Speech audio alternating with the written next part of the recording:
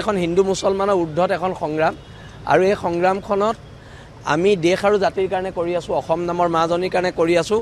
ঘৰৰ পিছফালে ডাঙৰ ডাঙৰ ভাড়াঘৰ বহাই গোটেই সন্দেহযুক্ত মানুহখিনিক তাত ভাড়াঘৰ দিছে।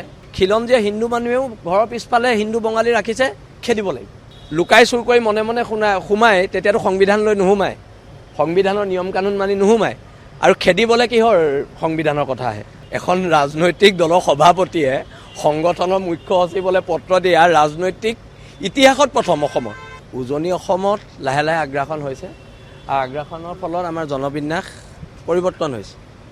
এতিয়া উজনি অসমত যদি আপুনি খিলঞ্জীয়া হিন্দু মানুহখিনি চায়, কোনো খিলঞ্জীয়া হিন্দু মানুহে ঘৰৰ পিছফালে সন্দেহযুক্ত হিন্দু বাংলাদেশীক ঠাই নাই দিয়া, কিন্তু উজনি অসমৰ একাংশ খিলঞ্জীয়া মুছলমান মানুহে ঘৰৰ পিছফালে ডাঙৰ ডাঙৰ ভাড়াঘৰ বহাই গোটেই সন্দেহযুক্ত মানুহখিনিক তাত ভাড়াঘৰ দিছে আৰু দিয়াৰ পিছত এটা কি প্ৰব্লেম হৈছে, ভোটাৰ লিষ্টত নাম ভৰাই দিছে।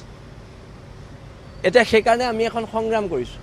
এই সংগ্ৰামখন বাংলাদেশৰ বিৰুদ্ধে, আৰু যদি কোনোবা খিলঞ্জীয়া হিন্দু মানুহেও ঘৰৰ পিছফালে হিন্দু বঙালী ৰাখিছে, খেদিব লাগিব। জনবিন্যাসটো খিলঞ্জীয়াৰ জনবিন্যাসটো পৰিৱৰ্তন কৰিব দিয়া নহ'ব আৰু তাৰ কাৰণে এখন সংগ্ৰাম হ'ব। কোনোবাই সাম্প্ৰদায়িক কথা বতৰা ক'ব, আমি কি মনে মনে বহি থাকিম? কিন্তু আপোনাৰ এই সংগ্ৰামখনৰ হোৱাৰ লগে লগে গোটেই অসমত বা নামনি অসমত বা সংখ্যালঘু যিসমূহ সম্প্ৰদায়ৰ সংগঠন আছে, সেই সংগঠনসমূহে প্ৰতিক্ৰিয়া প্ৰকাশ কৰিছে আৰু আপোনাক চেলেঞ্জ দিছে। চেলেঞ্জ একচেপ্ট, কিন্তু এইটো ডাঙৰ কথা নহয়। কথাটো হৈছে এখন হিন্দু মুছলমানৰ ঊৰ্ধত এখন সংগ্ৰাম আৰু এই সংগ্ৰামখনত আমি দেশ আৰু জাতিৰ কাৰণে কৰি আছোঁ, অসম নামৰ মাজনীৰ কাৰণে কৰি আছোঁ।